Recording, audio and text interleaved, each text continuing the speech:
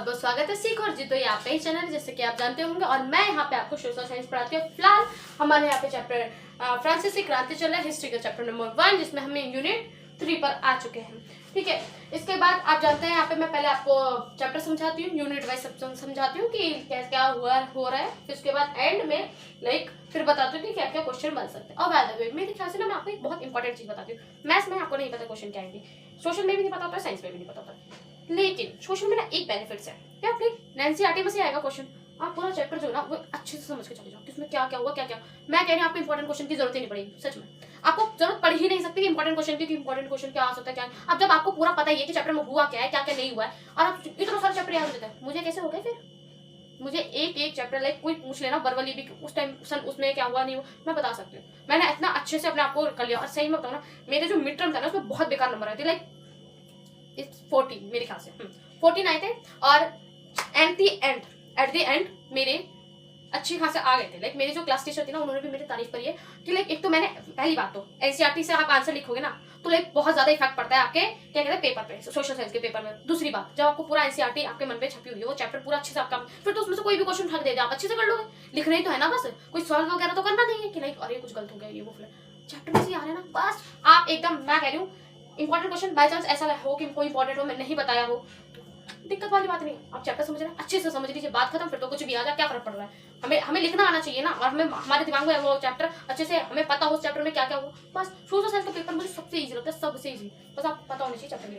Unit number 3 में start करते हैं। फ्रांस में राजतंत्र का उन्मूलन और गणतंत्र की स्थापना हेडिंग है। उसके बाद हम पढ़ते हैं, हमने इससे पहले यूनिट 2 के एंड में पढ़ा है कि जो लुईस 16 था ना वो क्या कहते हैं नेशनल असेंबली के लिए हाँ बोल देते हैं। उसमें हमें पता चलता है कि अब क्या कौन लोग क्या कहते हैं मताधिकार दे देंगे 25 वर्ष से ज्यादा के लोग, मतलब सॉरी पुरुष, खाली पुरुष वो अधिकार, उनको अधिकार है कि मताधिकार वो भी 3 दिन के हिसाब से कर दे रहे हैं जो बस वही। ठीक है, ये चाहे यहाँ पे भी काम है इसलिए मैंने पहले बताई। उसके बाद हम पढ़ते हैं कि जो लुईस 16 तो शांति से नहीं बैठे थे, वो अभी भी अपने आसपास के राज्यों से बात कर रहा था कि मुझे बचा लो, मेरे मतलब ऐसा मेरे देश में ऐसा क्रांति वगैरह हो रही है, मतलब क्रांति वगैरह होगी तो ऑफकोर्स उसका तो क्या कहते हैं जो चल रहा है राज्य, मतलब जो वो राज्य कर रहा है वो तो खत्म ही हो जाएगा ना। ऑफकोर्स लोकतंत्र का तो मतलब यही होता है ना भाई, जनता के हाथ में आ जाता है, फिर वो तो जो उससे चाहेंगे वो से लाएंगे। ऑफकोर्स तुम्हें तो लाएंगे नहीं, जरूरी पक्का ये हो गया भाई, जो चीज उन्हें अच्छी लगी वो वही तो करेंगे। तो उसके बाद हम देखते हैं कि लुईस 16 ने संविधान पर दस्तखत कर दिए थे, लेकिन वह आसपास के देशों से चोरी छिपे बातचीत करता रहता था।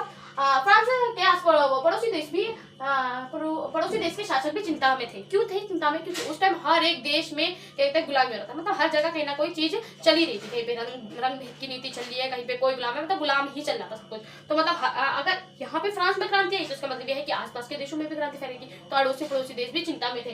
तो फिर 1789 की गर्मियों की घटनाओं को नियंत्रण में रखते हुए, मतलब रखने के लिए सेना को भेजने के लिए मैंने बेचने पता नहीं क्या लिख दिया मैंने, यहाँ पे गलत कर दिया, मैं बाद में सही कर दूंगी जब मैं फोटो डालूंगी, क्योंकि ये सब इसी चैनल पे शॉर्ट्स पे आपको मिल जाएंगे। ठीक है, भेजने के लिए योजना बनाई। ठीक है, उनकी योजना को सफल होने से पहले ही नेशनल असेंबली ने 1792 में ऑस्ट्रेलिया और प्रशा के खिलाफ युद्ध छेड़ दिया। ठीक है, आ जाओ ले लो मजे। ठीक है, युद्ध के समय जो गीत उनके होठों पे था, मतलब फ्रांस की जो सेना के होठों पे जो गीत था वही आगे चल के उनके राष्ट्रीय गान बन के, वो गीत क्या था? मार्सिले। मार्सिले किसने लिखा था? कवि राजेट दी लाइन ने लिखा था। ठीक है, उन्होंने, वैसे आप सोचते हो कि मैं बोलती हूँ तो मैं अटक अटक जाती हूँ, मैं पुतली पुतली नहीं हूँ या मेरा सब कुछ, मैं हकली भी नहीं हूँ।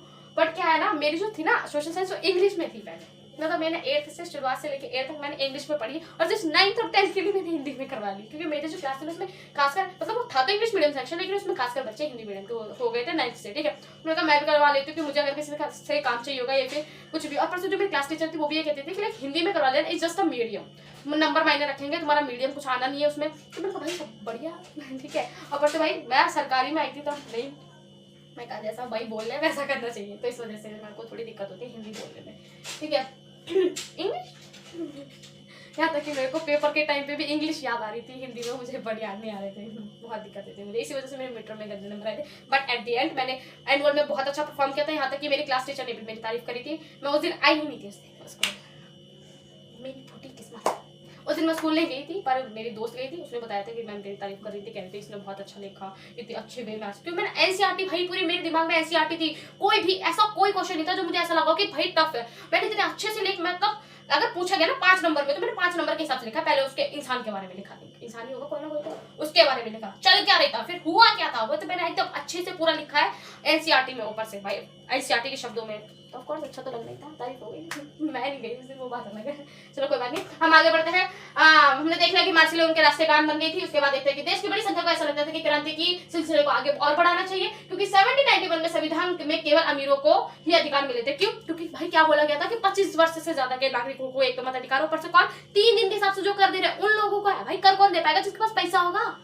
कुछ किसान तो बहुत सारे थे, मजदूर थे, भूमिहीन किसान भी होंगे, उनके पास कहाँ आ रहा है कर? तो इस वजह से मतलब बात सही है ना कि भाई अमीरों को दिया जा रहा है, ठीक है। उसके बाद हम बात करते हैं लोग राजनीतिक क्लब बना रहे थे। क्लब मतलब कैसे? जैसे हम संगठन बनाते हैं फिर उसका कुछ नाम दे दो, कोई समझ लो क्लब होता है, ठीक है। क्लब बनाकर सरकारी नीति और अपने कार्य योजनाओं पर बहस करते थे। इसमें से सबसे फेमस क्लब था, कामयाब क्लब था, वो था जैकोबिन क्लब। यहाँ तक कि यहाँ पे एक शब्द लिखा हुआ है ना कि वो लाल रंग की टोपी पहनते हैं, ठीक है। मैं वहाँ पे लिखने वाली थी लाल कलर की, जब मैं ये लिख रही थी ना तो मैं लाल कलर लिखने वाली, फिर मैंने मिठाया, मैंने 3-4 बार कलर लिख दिया, फिर रंग पता नहीं क्या है, आधे डाल लूंगी। तो हाँ, एक बात तो है ना, कोई इंग्लिश मीडियम हो ना उसे हिंदी में जरूर पढ़नी चाहिए सोशल, ठीक है। और जो हिंदी मीडियम हो ना उसको इंग्लिश में भी पढ़नी चाहिए, क्योंकि ऐसा हो जाता है कि कभी कभार जो क्वेश्चन लिखा हुआ आता है, मैं इंग्लिश हिंदी दोनों मीडियम में आता है, हिंदी में कुछ ऐसा शब्द होते हैं तो बच्चे की समझ में नहीं आती। तो वही चीज अगर वो इंग्लिश का क्वेश्चन पढ़ के अगर वो समझ जाए तो भाई जो नंबर कट जाते हैं उसको मिल जाएंगे। इसलिए इंग्लिश में भी समझना चाहिए। कुछ शब्द ऐसे होते हैं जो हमें इंग्लिश में भी समझने चाहिए और हिंदी में भी। ऐसे इंग्लिश वाले के सामने समझ में ना आए हिंदी में पढ़िए, ठीक है, इस वजह से। उसके बाद हम पढ़ते हैं कि जिसका नाम कामयाब क्लब जो था वो था जैकोबिन क्लब। इसका नाम भूतपूर्व कॉन्वेंट ऑफ सेंट जेकब के नाम पे पड़ा था, ठीक है। उसके बाद हम आगे आते हैं। अब जैकोबिन क्लब में भी कोई लोग आते होंगे, जैसे कि मध्य वर्ग में कुछ लोग आते थे, वैसे ही जैकोबिन क्लब में कौन लोग आते थे? इसमें समाज के कम समृद्ध लोग आते थे, जैसे कि छोटे दुकानदार, एफ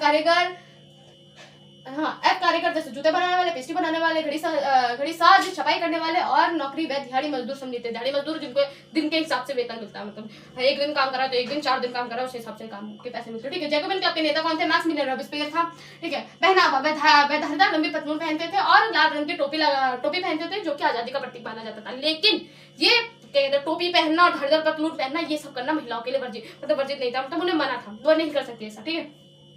लेकिन हाँ, या औरतों के लिए मना था। वह ऐसा अपने आप को ब्रीचेस पहनने वाले कुलकों से अलग करने के लिए करते थे। और उनको मतलब वो ऐसा क्यों करते थे? ताकि वो जो कुल है ना उनसे अलग लेके वो क्या पहनते थे? ब्रीचेस पहनते थे, जो कि कहते हैं घुटनों तक पहने जाने वाली पोशाक का नाम होता है, ठीक है। जो कि पहनते थे कुलक लोग। और जो ये क्या कहते हैं जैकोबिन क्लब में जो लोग आते थे इनको बोला जाता था स्वकुलक, और इसका मतलब होता है बिना घुटने वाला। मतलब एक तरह से वो उनके अपोजिट काम कर रहे हैं, ठीक है। इनका मतलब एक तरह से हम ये समझे कि वो उन लोगों को ये कहना चाहते हैं कि अब तुम्हारी नहीं चलेगी, टाटा बाय बाय कर दो, अब तो हमारी चलेगी। और ऑफ कोर्स इनके ही चलती है आगे चल के। वो बात अलग है कि एक साल चलती है इनकी बस, फिर हो गया काम। तो इसके बाद सोकलात के नाम से जाना जाता है, इसे कहते हैं बिना घुटने वाला। सन 1792 में गर्मियों में खाद्य पदार्थों में बढ़ती कीमतों से नाराज जैकोबिन ने पेरिस वासियों के साथ हिंसक विरोध की योजना बनाई, ठीक है। क्योंकि जो खाद्य पदार्थ थे ना उनकी कीमतें बढ़ गई थी, ठीक है। कब बढ़ गई थी? 1792 की गर्मियों में। तो फिर उन्होंने क्या करते हैं, वो 10 अगस्त को उन्होंने लेलिस के महल पे आक्रमण कर दिया, मतलब उस पर क्या कहते हैं हमला कर दिया, ठीक है। और राजा के जो रक्षक होते थे उनको क्या कहते हैं मार डालो, जो राजा थे उसको बंदी बना लिया। फिर बाद में जो नेशनल असेंबली थी ना उसकी असेंबली थी, उन्होंने जो शाही परिवार है, मतलब जो राजा का परिवार है उसे शाही परिवार बोलेंगे, राजा और राजा का परिवार को शाही परिवार, उसको क्या कहता है कारावास, मतलब जेल में डाल दिया, ठीक है, कारावास में डाला। नए चुनाव हुए। अब इसमें 21 वर्ष से ज्यादा के सभी पुरुषों को मताधिकार दिया गया था, चाहे वे अमीर हो या चाहे वो गरीब हो, ठीक है। मतलब अब जो नए चुनाव हुए हैं, मतलब नए चुनाव का जो तरीका बनाया गया है कि उसमें अब 21 वर्ष से ज्यादा के सब लोगों को, मतलब सब लोगों को, पुरुषों को खाली, महिलाओं को नहीं मिला। भाई महिलाओं को कम से कम इसमें 90s में जाके, 70s की बात हो रही है, 70s मतलब 1792, मतलब ये 70s का टाइम चल रहा है, 70s 18 90s में जाके मेरे ख्याल से इनको मिलता मताधिकार। महिलाओं को, पुरुषों को मिल चुका है, वो तो अब जानते हैं। 21 वर्ष से ज्यादा को आपको एक कर वगैरह नहीं देना, अब चाहे वो अमीर हो या गरीब हो, सबको अधिकार है मताधिकार, ठीक है। उसके बाद हम पढ़ते हैं नई असेंबली को कन्वेंशन का नाम दिया गया। 21 सितंबर को राजतंत्र का खात्मा हुआ, मतलब जो राज्य करता है उसे राजतंत्र कहते हैं। राजतंत्र का खात्मा होगा और फ्रांस को गणतंत्र घोषित किया गया। गणतंत्र क्या होता है? गणतंत्र की इसकी 1 नंबर में आ सकता है, जहां सरकार एवं उसके प्रतिनिधियों के चुनाव जनता करती हो, उन्हें चुनती हो, जनता चुनती हो, वो उसे हम गणतंत्र कहते हैं। ये 1 नंबर में आ सकता है। जैकोबिन क्लब के बारे में पूछता है वो नंबर पे डिपेंड करता है। अगर 2 नंबर में पूछा तो मुझे बता दो कि लाइक वो किन लोग चीजें के बारे में बात करते थे, वो बहुत ज्यादा प्रसिद्ध वर्ग था। दूसरा वो क्या कहते हैं बातें करता था उनके बारे में, हाँ, सरकारी नीतियों और कार्य योजनाओं के बारे में बहस करते थे। इसका लीडर कौन था? बस 2 नंबर में पूछा जाए तो ये ज्यादा में मान लो कि 5 नंबर में आ गया, ये 4, मतलब मुझे नहीं लगता ज्यादा नंबर में आता ही होगा। मैं पास जितने जितने नंबर बढ़ते जाए उतने हिसाब से आप लिखते जाएंगे। एक नंबर में आ सकता है मार्शल, राष्ट्रीय गान वहाँ की क्या थी ये पूछी जा सकती है, मार्शल थी। उसके बाद एक जितने नंबर बढ़ते जाए 2 नंबर पूछे जाए तो बस इतना लिख दो, ज्यादा में पूछे जाए तो भाई वो कौन लोग मतलब कौन कौन लोग आते थे। चलिए अब हम आगे बात करते हैं कि क्या कहते हैं गणतंत्र राज्य बनने के बाद क्या होता है। लुई 16 को क्या कहते हैं देशद्रोही के जुर्म में मौत की सजा सुनाई दी जाती है 21 जनवरी को, ठीक है। 21 जनवरी 1793 को प्लेस की लॉ कॉनकॉर्ड में खुले आम फांसी दी जाती है। जल्द ही यही हाल मेरे अंतर मरेंगे ही भाई। जब तुम ऐसी चीजें करोगे तो कैसे बचोगे, क्या कहते ना कर्मा इजरिया लौट की जरूरत है। चलो आगे बात करते हैं आतंक का राज। सन 1793 से 1794 की अवधि को आतंक का युग कहते हैं। क्यों कहते हैं? क्योंकि इस समय जो सत्ता थी वो रॉबिस्पेयर के हाथ में थी। ऑफ कोर्स जैकोबिन के क्लब के लीडर कौन थे? रॉबिस्पेयर, मैक्सिमिलियन रॉबिस्पेयर, खाली रॉबिस्पेयर मत लिखना, ठीक है। मैक्सिमिलियन रॉबिस्पेयर थे जिनके वो जैकोबिन क्लब के लीडर और जिनके हाथ में सत्ता है, क्योंकि लुई 16 खत्म, अब उसके बाद किसके हाथ में? ये इनके हाथ में, ठीक है। रॉबिस्पेयर थे, रॉबिस्पेयर के हाथ में आएंगे। इनके हिसाब से गणतंत्र के दुश्मन जो भी हैं कौन है इनके हिसाब से? कुलीन पादरी, दूसरे राजनीतिक दलों के सदस्य, मतलब जो इनके दल से दूसरे राजनीतिक दल जो भी हैं वो सब इनके हिसाब से गणतंत्र के दुश्मन है। और दूसरा कौन? जो इनके कार्यशैली से इत्तेफाक न रखने वाली पार्टी व सदस्य, मतलब जो ये काम करते हैं उससे जो क्या कहते हैं ना मतलब नहीं रखते, कार्यशैली से इत्तेफाक ही रखते हैं, मतलब ये नहीं है। तो वो लोग जो है उनसे वो भी उन्हें भी क्या मानते हैं? गणतंत्र के दुश्मन, ठीक है। उसके बाद उन सभी को गिरफ्तार कर जेल में बंद कर दिया गया और एक न्यायालय द्वारा उन पर मुकदमा चलाया गया। अगर कोई दोषी पाया जाता तो उसे गिलोटीन पर चढ़ाकर सर धड़ से अलग कर देते, सर धड़ से अलग कर देते, मैं धड़ सर से अलग कर देते हैं बोलने वाली, ठीक है। सर धड़ से अलग कर देते हैं। गिलोटीन क्या होता है? 2 खंभे के बीच लटकती आरी को गिलोटीन कहते हैं। इसकी है डेफिनेशन, लेकिन अगर 2 नंबर का है तो ये लिखने के साथ में क्या आप लिख सकते हैं कि जो मुजरिम होता है उसको गिलोटीन पे उसका सर रख के ऊपर से जो ब्लेड होती है, मतलब जो है आरी को नीचे गिरा देते हैं, जिससे कि जो अपराधी होता है उसका सर धड़ से अलग जाता है। आप ऐसे लिख सकते हैं बड़े में, मैंने छोटे में लिखा, डिजिटल बोर्ड नहीं है ना हमारे पास, बोर्ड आएगा हमको, ठीक है। इस मशीन का नाम इसके आविष्कारक के ऊपर रखा गया है डॉक्टर गिलोटीन, इसलिए इसका नाम पड़ गया गिलोटीन, ठीक है। रॉबिस्पेयर सरकार के कानून तैयार कर मजदूर एवं कीमतों की अधिकतम सीमा तय कर दी। रॉबिस्पेयर की सरकार ने जो कानून तैयार करा उसमें क्या क्या चीजें करती है वो दी, ठीक है। सरकार ने कानून तैयार कर मजदूर एवं कीमतों की जो क्या कहते हैं अधिकतम जो कीमत होती है ना वो तय कर दी कि ये इससे ज्यादा की नहीं, ठीक है। मजदूरी की भाई मजदूर है चाहे कैसा भी, चाहे दिन रात काम करा कोई फर्क नहीं पड़ता, दिन के 500 मिलेंगे तो दिन के 500 ही मिलेंगे, अपने हिसाब से बोल रहे हैं, वहाँ पे तो लिबरे होती है। मजदूरी और कीमतों की चीजें एक अधिकतम तय कर दी थी। गोश्त एवं पावरोटी का राशनिंग कर दी थी, हाँ राशनिंग कर दी थी, ठीक है। कृषकों को अपना अनाज शहरों में आकर बेचने के लिए सरकार की नियमित दर पे, मतलब उन्होंने कहा कि मैं 1 किलो क्या कहते हैं गेहूं 2 रुपए में दूंगा, तो 2 रुपए में ही उनको बेचने के लिए, अगर कहीं और उनको 3 रुपए में वो ले रहे हैं पर वो नहीं दे सकते, उनको गांव से शहर आके सरकार की दी हुई कीमत मतलब 2 रुपए में, मैंने एग्जांपल दिया 2 रुपए, देखिए ठीक है, रुपए ही नहीं है, पहली बात तो वहाँ तो लिबरे हैं, ठीक है। तो 2 रुपए में ही बेचना पड़ेगा उनको, ठीक है। भाई चाहे कुछ भी कर लो उनको विवश करा जाता है कि बेचना पड़ेगा तो बेचना पड़ेगा, कहीं और बेच नहीं सकते तुम, ठीक है, वरना फ्लोटिंग पे चढ़ा, ठीक है। तो उसको क्या कहते हैं अनाज को शहर में ले जाकर सरकार द्वारा निर्धारित कीमतों पर बेचने के लिए विवश करते हैं। अपेक्षाकृत महंगे सफेद आटे का उपयोग पर रोक लगा दिया गया था। उसके बाद सभी नागरिकों हेतु साबुत गेहूं से निर्मित और बराबरी जो कहते हैं ना बराबरी का प्रतीक माने जाने वाली समता रोटी का खाना जरूरी कर दिया गया था। तो अब रोटी भी तुम्हारी मर्जी से खाएं, आटा भी वही खाएं जो तुम, तभी तो भैया 1 ही साल चला है, इसे इसका भी देखो क्या होता है। देखो महाशय एवं मदाम करके पहले वहाँ के लोगों को बोला जाता था, मदाम मतलब महोदय, महाशय और महोदय के नाम से पहले फ्रांसीसी समाज के लोगों को बोला जाता था। तो उसके बाद इसने नाम चेंज कर दिया, तो नाम भी चेंज कर दिया कि बदल कर फ्रांसीसी पुरुषों एवं महिलाओं को सीतोएन नागरिक एवं सीतोयिन ठीक है, सीतोयिन नागरिका का नाम संबोधित किया। चर्च बंद कर दिए गए, चर्च भी बंद कर दी गई। रॉबिस्पेयर की सख्त नीतियों के कारण मैंने यहाँ पे गलती लिख दिया, थोड़ा मैं सही कर दूँ, फोटो में सही है, ठीक है, जो गलत होता है मैं सही कर देती हूँ, ठीक है। सख्त नीतियों के कारण जुलाई 1794 में न्यायालय द्वारा उसको दोषी ठहराया गया। अब भैया जो चीज उसने चालू करी तो वो इस पे तो लागू होनी थी, ठीक है। दोषी ठहराने के बाद गिरफ्तार कर अगले दिन उसे गिलोटीन पर चढ़ा के तो देगा, मतलब मार देगा, ठीक है। सॉरी डिक्टेटरी शासित फ्रांस। उसके बाद हम दूसरा पढ़ते हैं कि जैकोबिन सरकार के पतन के पश्चात मध्य वर्ग के समृद्ध वर्ग के हाथ में सत्ता आई, ठीक है। सत्ता किसके बाद में आई? अब मध्य वर्ग, सबसे पहले लुई 16, फिर उसके बाद रॉबिस्पेयर एंड अब मध्य वर्ग के समृद्ध वर्ग के लोगों के हाथ में आए। नया संविधान के अतिरिक्त संपत्तिहीन तबकों को मताधिकार से अलग रखा गया, ठीक है। मतलब जो पहले क्या था कि अमीर गरीबों मतलब जैकोबिन की सरकार में क्या था कि 21 वर्ष के ऊपर के सब नागरिकों को मताधिकार है, चाहे वो अमीर हो या गरीब। अब यहाँ पे क्या जो गरीब लोग हैं वो ठीक है।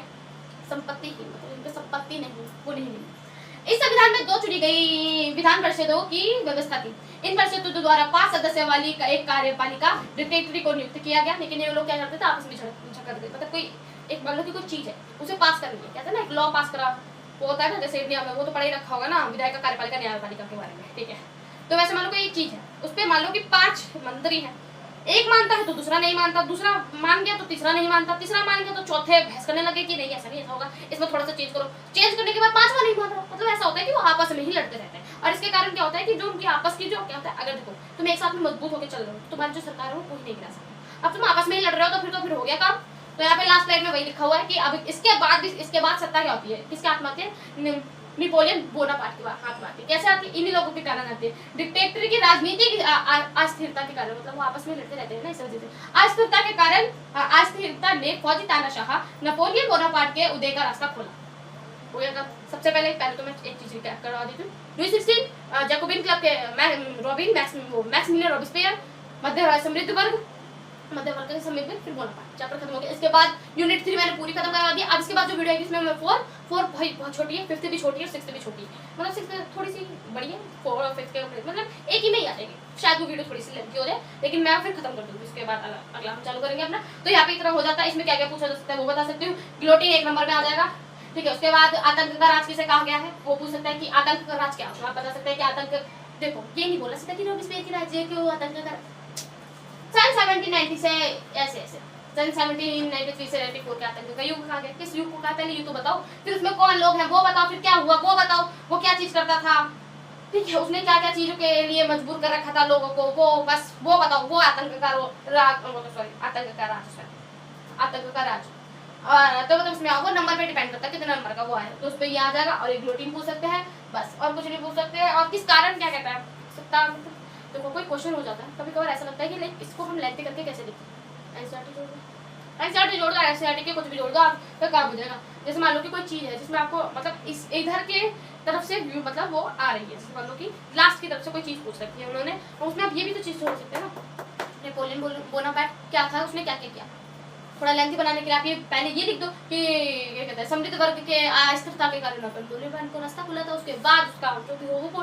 तो लेंथी करने का तरीका ढूंढो। सबसे पहले सोशल साइंस में एक चीज ना सबसे ज्यादा इंपॉर्टेंट होती है कि आपको ना लिखने का तरीका आना चाहिए, ठीक है, लिखने का तरीका आना चाहिए और बस चैप्टर बताना चाहिए। फिर तो भाई आपको जरूरत ही नहीं पड़ेगी पहली बात तो इंपॉर्टेंट क्वेश्चन की, जब आपको पूरा चैप्टर आता और लिखने का तरीका आता। मैं कह रही हूँ 80 में से 80 आ जाएंगे, दिक्कत वाली बात नहीं है। पहली बात तो ऐसे जो ये नाम होते हैं ना उनको याद रखना को एमसीक्यूज में मतलब आते जरूर है, ठीक है। तो अब क्या कहते हैं ये भी हम ये चैप्टर समाप्त करते हैं और इसका जो है आपको मिल जाएगा। आपको ऐसा लगता है कि ये 20 मिनट में जो वीडियो खत्म हो रही है ये तो बस हो गया, इतना पसंद आ रहा है।